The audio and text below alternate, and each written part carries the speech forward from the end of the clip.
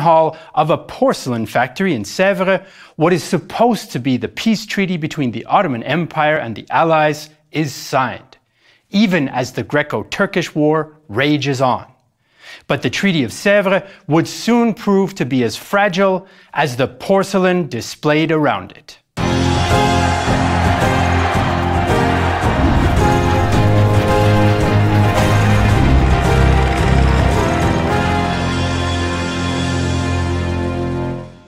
Hi, I'm Jesse Alexander, and welcome to the Great War.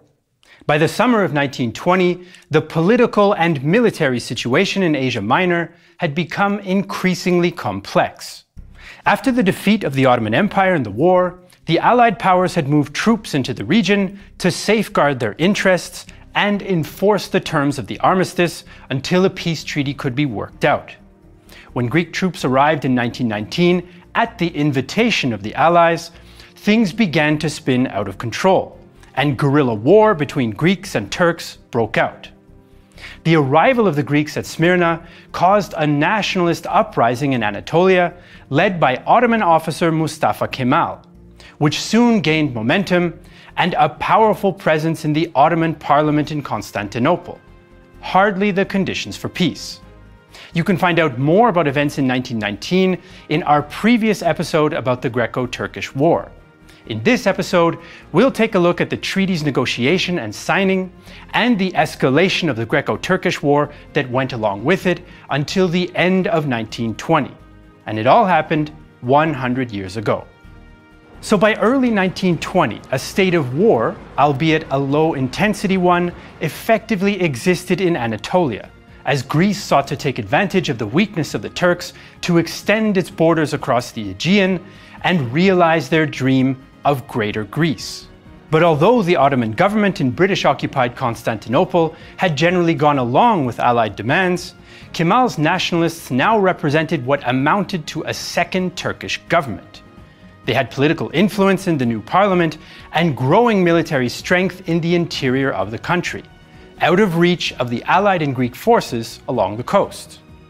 Greek Prime Minister Eleftherios Venizelos now looked to the Allied powers, which Greece had joined in 1917, to deliver a peace treaty that would solidify Greek claims.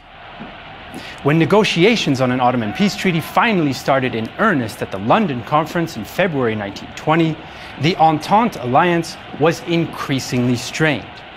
Old colonial rivalries, especially between Britain and France, were once again coming to the surface. These issues had been partly smoothed over with agreements on influence in Syria, Palestine, and Iraq, but the situation there was also tense and unstable.